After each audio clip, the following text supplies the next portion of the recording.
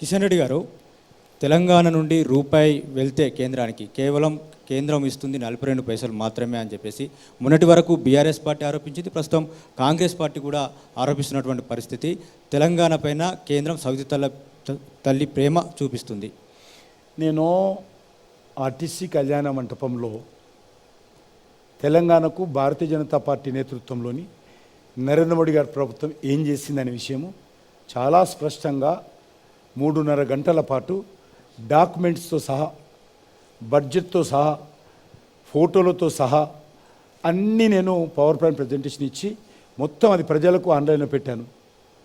ఒక్కరోజు కూడా నేను చెప్పినటువంటి పవర్ పాయింట్ ప్రజెంటేషన్ మీద టీఆర్ఎస్ నాయకులు మాట్లాడలేదు కదా, ఒక్కరోజు కూడా. ఈరోజు కూడా మనం చేస్తున్నాను ఈ విషయం పైన. తెలంగాణకు ఇప్పుడు ఉదాహరణకు మనకు తెలంగాణకు వస్తున్నటువంటి రెవెన్యూ హైదరాబాద్ నుంచే 85%, 90% వస్తుంది. ఆదిలాబాద్కు మనం ఖర్చు పెడుతున్నాం, పెట్టాలి. భూపాలపల్లి ఖర్చు పెడుతున్నాం, ఖమ్మం ఖర్చు పెడుతున్నాం. హైదరాబాద్ ఉన్నవాడన్నా నువ్వు అక్కడెట్లా ఖర్చు పెడుతున్నావు? అంత హైదరాబాద్ నుంచి రెవెన్యూ అంటే అర్థం ఉంది. అది ఈరోజు డిఫెన్స్ కోసం ఖర్చు పెడతాం, నువ్వు డిఫెన్స్ కోసం నువ్వెట్లా ఖర్చు పెడుతున్నావు అంటే, లేకపోతే స్పేస్ టెక్నాలజీ కోసం ఖర్చు పెడుతున్నాం. చంద్రమండలానికి చంద్రయాన్ వెళ్ళాం మనం, దానికోసం ఎందుకు ఖర్చు పెడుతున్నాం? మా హైదరాబాద్ నుంచి వచ్చిన డబ్బు అంటే అర్థం ఉందా? కాబట్టి తలా తోకలేనటువంటి మాటలు మాట్లాడుతున్నారు. మేము ఎక్కడైనా మిస్యూజ్ చేస్తున్నాము, ఎక్కడ తెలంగాణకు రాకుండా డబ్బు అడ్డుకుంటున్నాము, అర్థం ఆడ ఉంటుంది.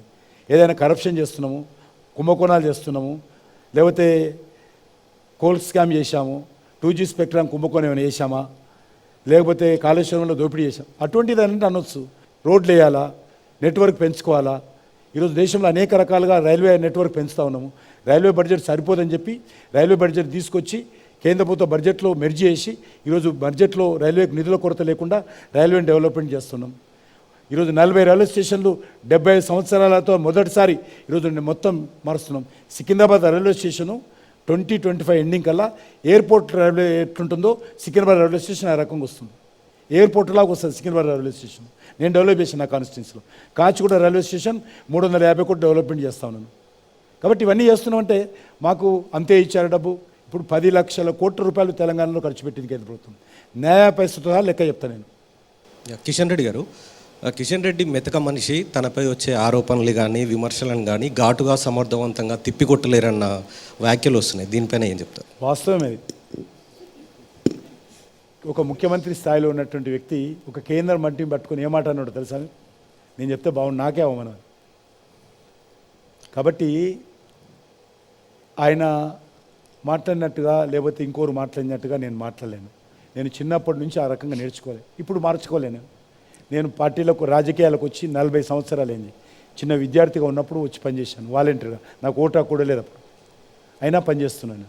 ఈరోజు ఎవరో కేసీఆర్ వచ్చిన తర్వాత, రేవంత్ రెడ్డి వచ్చిన తర్వాత, ఇంకొకరు వచ్చిన తర్వాత మీ పొట్ట చీలుస్తాము, పేగులు మెడకేసుకుంటాము, మీ కండ్లు పీకి గోర్రెలు ఆడుకుంటాము, నీ చెడ్డి తీసుకుంటే నేను చెడ్డి వేసుకుంటాను అని ఈరోజు మాట్లాడుతున్నారు. నేను ఆ రకంగా మాట్లాడలేను. వాస్తవం నాది, అది అసమర్థత కావచ్చు, చేతగాంతనం కావచ్చు, బట్ నేను ఆ రకంగా మాట్లాడలేను. నాకున్నటువంటి భాష నేను మాట్లాడతాను. నేను ఆ రకంగా మాట్లాడితే కూడా ప్రజలు ఎవరు కూడా యాక్సెప్ట్ చేయరు నన్ను. ఈ సమయంలో ఈ ఏజ్లో ఎవరు యాక్సెప్ట్ చేయరు. కిషన్ రెడ్డి చూడటానికి మెతక బయటికి కానీ బీజేపీలో చేయాల్సిన రాజకీయం అంతా చేస్తారంటారు కదా? తప్పకుండా చేయాలి కదా. బీజేపీ బలపడడం చేయాలి. పార్టీ బలోపేతానికి ఓకే, బీజేపీ బలపేతం చేయాలి తప్పకుండా. ఇంటర్నల్ మీ గ్రూపు నాకేం గ్రూప్ లేదు. బీజేపీలో ఒక్కరు కూడా నా గ్రూప్ మనిషి లేడు. ఎవరైనా ఉంటే చెప్పి ఇంకా మాట్లాడలేదు. నాకు భారతీయ జనతా పార్టీ మొత్తమే నా గ్రూపు. నాకు గ్రూప్ అంటూ లేదు.